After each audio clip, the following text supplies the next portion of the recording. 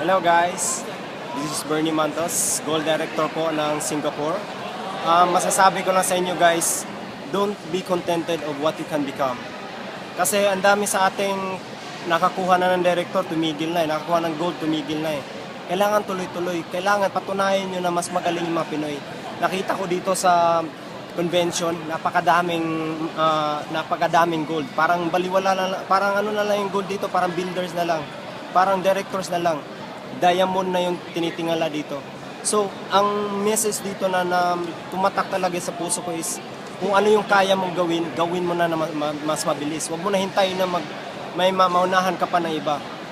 Kasi remember guys, dito sa Yusana, paunahan. Gaya ng mga Chinese, pag nagre-refill ng product sa counter, inuunahan agad. Diba? Ganon sila ka-agresibo. Kailangan aggressive din tayo. Para tayo, yan nakita nyo yung mga ruby na yan, saka yung diamond lounge na yan, kailangan nandun na tayo, magkasama tayo. Kaya tuloy-tuloy lang, kung ano yung goal nyo, hit it.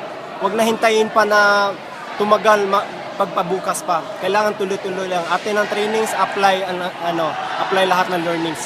Kasi lahat, ang importante guys, attitude.